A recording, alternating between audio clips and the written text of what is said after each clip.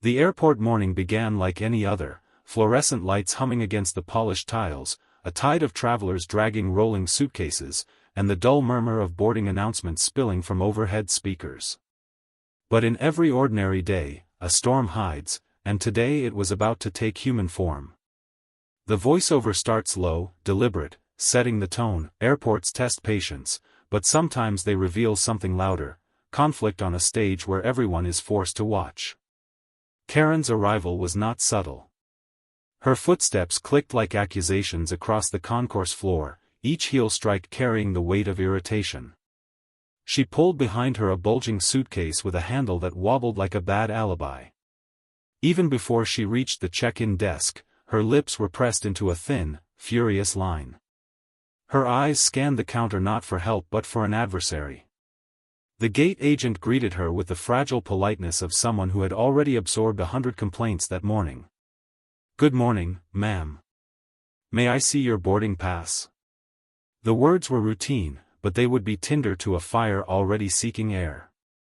Karen set her bag on the scale, and the first sparks flew.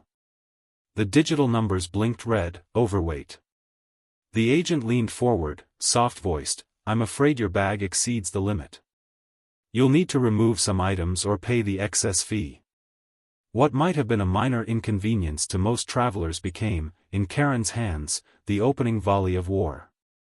"This is ridiculous," she snapped, her voice rising high enough to make heads turn 3 lines away. "I flew this airline last month, same suitcase, no problem. You're just trying to scam passengers."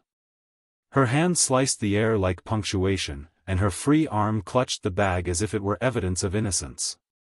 The agent repeated the policy, pointing gently to the laminated sign posted inches away from Karen's elbow. That was when the shouting truly began. Karen's voice bounced off the tiled walls, echoing down the terminal like an alarm. She accused the airline of robbery, the agent of personal malice, and the entire airport of corruption. Passengers in line leaned sideways, whispering into each other's ears, their eyes darting toward the unfolding drama. Some lifted phones discreetly, recording the outburst, instinctively aware that this scene belonged on social media. The first police officer arrived, calm, practiced, hands open in the universal gesture of peace. His voice was steady, designed to soothe. "Ma'am, let's step aside and talk this through. Nobody here is trying to scam you." But the word "ma'am" landed like fuel. Karen spun toward him, finger pointed like a spear. "Don't you ma'am me. You don't know how long I've been loyal to this airline. 15 years. 15. Her voice cracked, not with vulnerability, but with the weight of her own fury. The crowd thickened. People waiting to check in slowed their pace, curiosity overriding urgency. Parents whispered to children to stay close, and a businessman muttered under his breath, checking his watch. The officer gestured toward the side, urging her away from the line, but Karen planted her feet firmly, blocking the flow of passengers. Her suitcase wobbled as she yanked it upright, daring anyone to move her. That's when the second officer joined, his stance more rigid, his voice firmer. "Ma'am, this is a simple issue. We can resolve it quietly, but you need to step aside so other passengers can continue."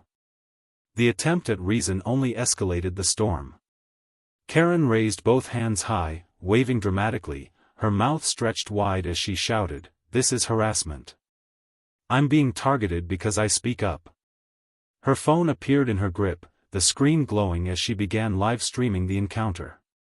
The agent behind the counter shrank into her space, eyes wide, hands folded tightly over the tablet. The officers exchanged a glance that spoke volumes: calm versus containment, patience versus escalation. The first officer tried again, voice quieter this time, leaning closer to reduce the sense of spectacle. But Karen wanted spectacle. She turned the camera toward the officers, narrating in furious tones, "Everyone look at this. I'm being bullied because I refuse to pay their scam fee." The passengers in line became a reluctant audience. Some crossed arms, annoyed at the delay. Others whispered loudly, hoping she'd hear their disapproval. A child tugged at his mother's coat, asking why the lady was yelling. The hum of the airport seemed to fade, replaced by Karen's raised voice and the officer's controlled responses. Then came the tipping point. Karen's suitcase, precariously balanced, toppled onto its side. The zipper burst, sending clothes spilling across the floor. A delicate snow globe rolled out, wobbling before shattering into pieces. The sound rang sharp, pulling gasps from the crowd. Karen shrieked, "Don't touch my property," as the first officer instinctively bent down to prevent a child from stepping into the glass. Her finger jabbed furiously toward him, her voice rising into a full-throated scream. The supervisor arrived, vest bright, clipboard clutched. She knelt carefully, offering a plastic bag for the broken glass, and suggested gate-checking the bag for free. "We can fix this, ma'am. You'll still make your flight." But Karen wasn't listening, her voice now a steady stream of accusations and insults, her gestures larger, sharper, more theatrical. She pointed at the crowd, demanding support. She pointed at the sign, claiming conspiracy. She pointed at the officers, accusing them of intimidation. The officer's voice deepened, "Ma'am, this is becoming a safety issue. We need you to either cooperate or step away.